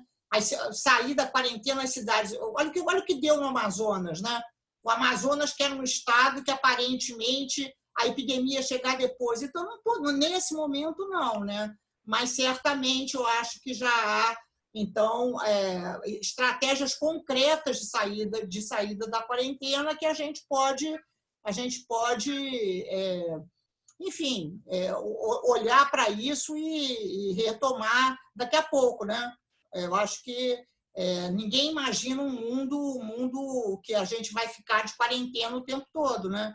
E até lá, eu acho, então, dá tempo de produzir a vacina. É claro que todos esses cuidados que a Lucília falou, né? A vacina ela não vem tão cedo, mas ela vem, né? Ela vem porque ela já veio. Né? A gente já conseguiu produzir vacinas para outros vírus semelhantes a esse. Então, virá. E aí a gente, enfim... Agora, só uma última coisinha. Qual é a relação entre o agrobusiness e o coronavírus? Tá bem, nenhuma, né, gente? Nenhuma, na boa. A gente não pode fazer também esse modelo assim linear, né? Agora, o que a gente está dizendo não é o agrobusiness especificamente. O que a gente está dizendo é um modo de produção que é predatório, que é extrativista, que é assim, zero, enfim, que destrói a natureza. E, de fato, o desmatamento e todas essas arboviroses silvestres, elas têm uma relação muito grande, não é? Essa é uma arbovirose silvestre. Então, todo esse processo, esse modo de produção, que é muito destrutivo, ele provoca isso, não é? Agora, é claro também que é importante dizer que a humanidade sempre teve assim, para o bem e para o mal, né? Foi a malária que derrotou assim, os soldados americanos no Vietnã, né? Então, está bem também, né? Também está bem, né? Para o bem e para o mal, quer dizer, por isso que o título do debate é esse, né? É o vírus porque é bom para a saúde pública. Então, eu digo assim, se não acho que a gente não olha, esse é um fenômeno natural, né? Ele tem que ser olhado assim, nesse âmbito do fenômeno natural. Mas é claro que também considerando que todas essas pandemias, todas elas, desde a peste negra, têm a ver com o modo de produção. Não é com o modo de produção capitalista, é com o modo de produção. É como nós nos relacionamos com a natureza. Não quer dizer que a gente vai virar imortal, né? Também, só para concluir, não quer dizer que a gente não vai morrer. Se a gente virar, sei lá, ecológico, a gente não vai morrer, a gente vai morrer. Agora, certamente, essas grandes pestes, né? As grandes pestes, elas são resultado de uma expropriação, digamos assim, violenta da natureza, né? E é isso que os meus colegas se referiram. Cistelo, por favor. Quanto tempo a gente ainda tem, que eu estou sem relógio, por incrível que pareça? Você está fechada, Marcela? 7 minutos para cada? Temos mais 14 minutos aí? Pode ser. Ok. 7 minutos, Cistelo, vamos lá, e depois o Carlos, para fechar. Cistelo, por favor. Tá. Então, são várias questões que foram colocadas, acho ótimo, né? A Lígia acho que respondeu também várias delas. Só retomando essa questão da crise ambiental, eu sinto assim, tem muita coisa que não é novidade, quer dizer, esse modo de produção, que é, no fundo, uma relação social predatória, uma relação de dominação, de exploração, tanto do homem pelo homem quanto dos recursos naturais, não é novidade, mas nós temos uma questão de escala. Nós temos uma questão assim atual, onde isso chegou numa escala que historicamente é uma novidade. Quer dizer, a dimensão do problema, a dimensão da crise, ela é nova, mas os fatores, o modelo de relações propriamente não. Então, assim, as coisas têm um limite, as coisas têm situações que são intransponíveis. Mesmo querendo, a gente não pode ultrapassar, por exemplo, essa barreira dos recursos naturais. São finitos, né? Então, esse é um fator que está dado. Eu penso que aí isso se coloca independente de questões ideológicas, né? Para a gente pensar e ver como que a gente vai sair disso se não for de uma forma integrada, como foi dito aqui. Não há solução possível se fechando de forma quase, sei lá, assim, se fechando em conchas, né? A gente tem que se relacionar para tratar de uma relação. O capital é uma relação, né? Então a gente tem que se relacionar, lidar com isso nesse nível. Bom, outras questões foram colocadas aqui. Por exemplo, nós tínhamos anteriormente uma rede de instituições de ensino e pesquisa, que são os hospitais universitários. Essa rede simplesmente foi destruída, foi explodida. E agora o que a gente vê são esses tais hospitais de excelência, é o Einstein, é o Sírio, é não sei o quê, são esses institutos, esses think tanks, opinando e com maior ou menor capacidade cognitiva, mas assim, a nossa rede de instituições públicas de ensino e pesquisa, que agora, nesse momento, deveriam estar se debruçando com ensaios clínicos, com tudo que fosse possível, todos os recursos disponíveis para tratar de entender o que está acontecendo aqui no nosso país, porque tem peculiaridades, nós perdemos esses instrumentos, efetivamente, estamos aí a ver navios, né? Temos algumas bases de dados assim que são muito precárias, por exemplo, o CNES é sabidamente uma base, um cadastro nacional de estabelecimentos de saúde, assim, grande parte dos dados são autodeclaratórios, os próprios estabelecimentos declaram e são consolidados, mas assim, isso limita a nossa capacidade de descrição da realidade, e isso fica evidente no momento de crise aguda como essa, né? Os testes e as vacinas, claro, cada um tem o seu tempo diferente, né? Uma vacina é um produto que tem um tempo próprio, que não pode ser ultrapassado. Os testes já são diferentes, já é um produto assim que tem uma tecnologia que eu acho que é mais viável no curto prazo, mas assim, tem o problema dos insumos, né? Grande parte dessas cadeias globais ou globalizadas foram comprometidas e a nossa capacidade instalada, a nossa capacidade de produzir determinados insumos também foi parcialmente demolida. Nós somos um país, pode-se dizer, num processo de desindustrialização, né? E um processo que também já não é de hoje, mas vem um processo de desfinanciamento também da ciência como um todo, da pesquisa como um todo. Então, claro, a gente tem estofo, tem instituições robustas, mas agora, justamente no momento que a gente precisaria ter uma resposta rápida, a gente está pagando o preço do que tem sido feito nos últimos anos. Então, eu sinto também assim, a questão da classe média, quer dizer, a classe médica é também classe média, né? E esses leitos, ou leitos e produtos e serviços que são para uso privativo de uma pequena parcela da população, esses 25%, quer dizer, que retém para uso privativo em detrimento da maioria, isso também vai se esgotar numa situação de crise. Então, queira ou não queira, quer dizer, os leitos de UTI, especialmente, que são mais restritos ainda, quem tem seu plano de saúde, é bem possível que chegue um momento que não tenha a sua rede de prestadores, não tenha leitos para acomodar os clientes. E aí? Vão dar graças a Deus se conseguir um leito no hospital de campanha. É isso. Então, são situações onde a realidade se impõe sobre outras questões e talvez aí, eu acho que a Lígia tem razão, assim, a gente tem que chutar o balde, assim, de dizer, apontar isso e falar. Claro que a gente tem muito pouca chance de ser ouvido, de ser levado em consideração, né? Essa relação é muito desfavorável para nós, do ponto de vista do poder político.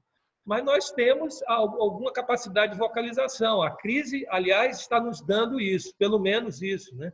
Os sanitaristas voltaram a ser convocados porque estavam completamente excluídos do processo. Até o Mandetta, que não é sanitarista, está assim, assumindo áreas de sanitarista.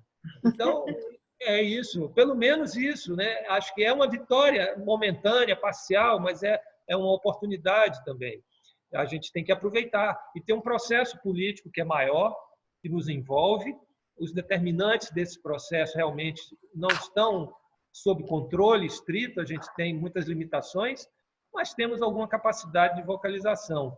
A ver o que vai acontecer. Como eu disse, eu acho que essa crise ela não vai se resolver no curto e médio prazo. Quer dizer, a epidemia, sim, mas a crise social, econômica, política e mesmo sanitária, ela vai se prolongar e a gente, então, quem sabe, vai ter outras oportunidades de se colocar assim e entrar nessa discussão, né? Quem sabe o que pode acontecer. Obrigado. Excelente. Vamos fechar agora com o Carlos Zoquerreis. Eu acho, enfim, já fazendo um balanço prévio, que a gente realmente conseguiu reunir uma série de ideias aqui, colocações, um conhecimento novo que a gente está juntando sobre todos os desafios que estão colocados, os impasses. E agora eu queria, então, pedir ao Carlos para ele concluir, retomando as questões que ele julgar oportunas, aquelas que talvez não tenham sido respondidas, enfim, para ele se colocar, até porque ele fez uma intervenção bastante política, e eu acho que ela também é necessária nesse momento. Eu vou começar pelo Otávio, mas gostaria, como a gente tem pouco tempo para responder, pelo Otávio Ferraz, eu, na verdade, vou estar problematizando junto com vocês algumas questões, na tentativa de diálogo, muito menos do que responder. Otávio, acho que a professora Lígia Bahia, do ponto de vista organizacional e do ponto de vista da própria racionalidade, da organização do sistema e, obviamente, da equidade, foi em cima do lance em relação à questão da fila única, mas, naturalmente, Otávio, que tem um problema aí de economia política, né? O conjunto das frações do capital estão querendo se aproveitar nessa crise e lucrar. Então, qual é o nosso problema estrutural aí, Otávio? É que, desde o seu nascedouro, 70% do perfil de oferta hospitalar do SUS, Otávio, não estou falando do mercado tipicamente capitalista, é do setor privado contratado e conveniado, inclusive boa parte filantrópico, e a Lígia já deu conta de dizer como é que esse setor hoje funciona. Então, a gente teria um conjunto de opções, Otávio, no seguinte sentido: fila única, né? Se o setor privado não obedecer às diretrizes do Ministério da Saúde, desapropriação ou encampamento, né? Emitindo título público para efeito da indenização, ou investimento de leito público na pata estatal do SUS. Tá certo? Ou seja, sem dúvida nenhuma, a questão dos preços, e você colocou bem, é um problema de economia política caso o SUS viesse a comprar, por exemplo, serviços dos hospitais de primeira linha, ditos de primeira linha de São Paulo. Então, essa seria a reflexão, Otávio, para a gente avançar. Marcela, a professora Lígia te respondeu no sentido da quarentena, né? Numa espécie de learning by doing, com que alguns países já vêm fazendo, que está correto, mas eu gostaria de problematizar com vocês o seguinte: e se o genocídio for uma política de Estado com a crise do coronavírus, da hegemonia da extrema-direita no poder e a questão da subnotificação, levantado pelo nosso primeiro colega, salta aos olhos, e a própria dificuldade de agir rapidamente em relação à questão dos testes? Então, uma reflexão, sobretudo, num quadro de aumento da pobreza, desigualdade e caos social provocado pelo governo Bolsonaro. Lucília, concordo com você que nós precisamos construir uma unidade, né? E tem, sim, um problema de liderança, né? Eu acho que não cabe avançar, mas construir uma unidade política e programática nesse momento de crise sanitária, crise econômica e crise política é fundamental para o campo democrático, popular e socialista.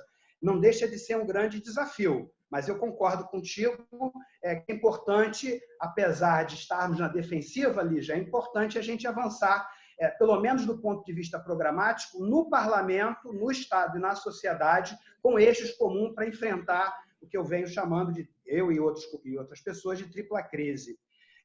Carolina, na linha batida pela professora Lígia, eu acho que a gente tem que avançar, é claro, nas proposições em relação ao que eu chamo de regulação substantiva desse mercado. né? Agora, a rigor e de forma legítima, por favor, eu não acho que isso seja legítimo, não há consenso no que se refere à reforma, digamos, das instituições privadas, do setor privado, né? Eu defendo, por exemplo, que haja de imediato a regulação, né, dos planos empresariais, seja regulado preço, cobertura e a própria qualidade. Mas, sem dúvida nenhuma, que é um momento oportuno de se avançar nesse sentido. Maurício, a questão da classe médica, e Sestelo e a professora Lígia teriam melhores condições de falar disso do que eu, mas a classe médica, naturalmente, que ela hoje está no empresariado, está no liberalismo e muito pouco comprometida com o SUS, a meu ver, né? E isso certamente impacta, né, sobre possíveis resoluções pelo SUS da crise sanitária. E digo mais, impacta por conta dos interesses particulares dessa cadeia nesse processo, né? É claro que tem a questão humanitária e é claro que tem a questão que todo mundo tem uma perninha no setor público. E, nesse momento, as suas rendas estão caindo porque esse mercado também está sendo afetado com a crise do coronavírus. Nesse sentido, é um ponto de interrogação a sua pergunta, e eu queria aproveitar a tua questão e levantar mais 3 lebres bem rápidos, Lena. Primeiro, por favor, vai lá. Essa crise, objetivamente, ela salta aos olhos da opinião pública internacional porque ela perpassa a estrutura de classe. Ou seja, rico está morrendo. Mais do que isso, atinge a China, segunda potência, né, capitalista, entre aspas, mundial, num mundo que estava desacelerando economicamente. Então, aprofunda a recessão internacional. Então, não dá para também esquecer que até outro dia era a tuberculose que matava mais mundialmente. Então, aproveitar essa questão aí da classe médica para falar sobre isso. Lena, eu acho que a Lígia já te respondeu satisfatoriamente, mas eu queria lembrar o artigo do professor Reinaldo Guimarães, né, um dos primeiros artigos na fase inicial do coronavírus, ele alertando que o Mandetta não tinha alocado recursos para que o Brasil juntasse esforços junto com outros estados para a produção da vacina. Inclusive, saiu no site da Abrasco. Então, eu, sinceramente, não sei como é que está isso hoje, para além dos problemas relacionados aos testes e a necessidade, Helena, que a gente recupere o nosso parque industrial na boca do professor Noronha, a soberania sanitária no Brasil. Marcelo, eu sou um especialista na área da economia da saúde, mas tenho revisitado a questão da gripe suína, da gripe aviária, né, na linha do que a professora Lígia comentou, né, a questão dos agrotóxicos, a questão dos transgênicos, a questão da mutação genética, né, HN, né? Então, ou seja, essas doenças, como eu sugeri no início, e a professora Lígia situou no terreno da conjuntura, né, existe um processo, uma determinação social dessa doença, que tem a ver com modelos de produção, né? No nosso caso, no capitalismo periférico. Então, era no sentido, Marcelo, de te chamar a atenção para, embora eu tenha falado num nível muito abstrato, e posso ter vulgarizado o meu argumento, mas para te chamar a atenção, digamos assim, desses modelos produtivos de predação ambiental, hoje hegemônicos no capitalismo e que influenciam a nossa mesa fortemente, o que a gente se alimenta. A questão do federalismo, Marcelo, outra questão importante que você levanta, Lígia, na sua fala, e Sestelo também, falou da descoordenação do Ministério da Saúde, né, apesar, né, de uma certa subordinação do CONAS e do CONASEMES, que são as instâncias dos secretários estaduais e municipais, em função da mão de ferro, vale dizer, né, do Bolsonaro e do caráter tecnocrático, né, da gestão do Mandetta. Mas lembra você o seguinte, Marcelo, 2/3 dos recursos do governo federal são repassados para estados e municípios, que estão sobrecarregados do ponto de vista do financiamento do SUS. Então, o governo federal, embora do ponto de vista percentual, do ponto de vista relativo, tenha reduzido a sua participação no gasto público total em saúde, ele continua tendo uma força muito grande no financiamento do SUS. E isso impacta, num cenário de descoordenação, isso impacta, digamos assim, desfavorecendo a criação de uma sinergia para que haja uma coordenação, se não bastasse o problema político aventado. Arthur, um dos problemas, certamente, do coronavírus para a base social do Bolsonaro fundamentalista é o negacionismo. É esse debate ciência versus negacionismo. Isso atinge em cheio a base social do Bolsonaro. E é claro que nós precisamos responder a isso tensionando essa base, seja com a questão do isolamento, seja a questão da quarentena, seja com relação ao debate em torno da terapêutica correta, porque o que está em disputa ali são valores societários, mais do que a melhor forma de, digamos assim, que a população, os profissionais de saúde se protejam diante do coronavírus. E Federico, não esquece que é verdade, né? O PT perdeu uma oportunidade histórica, observem, de radicalizar os primados das políticas sociais universais.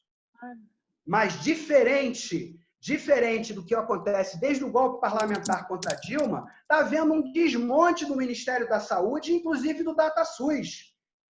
Então, para além da questão das informações, né, ou seja, que o sistema de informação do SUS foi desmontado, inclusive com projetos na área de informática para favorecer grupos econômicos particulares, né? Tem o projeto político da subnotificação e você tem um setor privado que é chamado a contribuir agora e cujos dados não são socializados, porque, na verdade, nós não temos um sistema quando se trata do sistema privado-privado.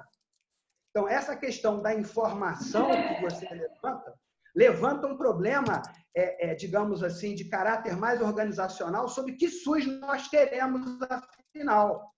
Tá? Então, são essas considerações que eu teria a fazer. Foi muito bom estar aqui com vocês hoje.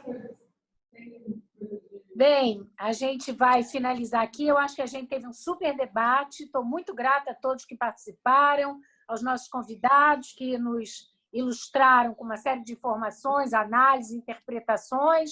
E eu espero que a gente possa, quem sabe, daqui a um mês ou dois, voltar para ver o que está acontecendo, porque eu acho que certamente esse é um tema que vai permanecer, né, na agenda, nessa agenda mais imediata. E eu queria, então, também, enfim, agregar e convidar os colegas para os outros debates que nós vamos lançar. A gente ainda não tem data, mas certamente haverá um em breve, a gente vai comunicar. Não sei se a Marcela já tem a data e já tem o tema, mas esses debates que estamos realizando aqui, primeiro, eles estão sendo gravados, e quem quiser depois vai poder assistir no nosso canal no YouTube. E, além disso, a gente vai ter uma sequência, né, mais regular de debates sobre essa conjuntura brasileira. Eu espero que os que hoje estiveram presentes para debater sobre a saúde, inclusive os convidados, que eles façam parte dos nossos debates futuros, para a gente ir justamente fazendo aquilo que a Lucília falou, agregando e juntando para a gente avançar na definição de propostas comuns. Marcelo, deixo você fechar, por favor. Muito obrigada a todos. Obrigada a vocês todos também. Só teria que acrescentar que a gente não tem periodicidade ainda para as Rodas da Rosa, mas em breve a gente deve fazer outra e a gente vai notificar tudo isso pela newsletter. Eu acho que todos vocês entraram em contato, por isso que vocês estão aqui, mas eu sugiro também que assinem a newsletter ou indiquem para outras pessoas para também receber as atualizações da revista. Tá bom? E a gente deve deixar, talvez na próxima semana, tanto essa discussão quanto o lançamento online. A gente está passando para o nosso YouTube e em breve subimos para a revista. Só para fechar, uma pequena coisinha, eu queria lembrar os colegas que é nesse momento que a gente está tentando, que é o projeto da revista, quem ainda não leu o nosso editorial do primeiro número, leia, que é justamente o momento dessa esquerda democrática, não é? Enfim, plural, se reunir, discutir, avançar, e a gente tentar adensar toda essa reflexão em prol das saídas de todas essas crises que enfrentamos e também para a consolidação desse campo democrático que foi tão fragilizado nos últimos tempos. Então, a gente realmente está mobilizado e é isso que é bom, saber que estamos todos juntos na luta. Obrigada, pessoal. Obrigada. Tchauzinho. Tchau, gente.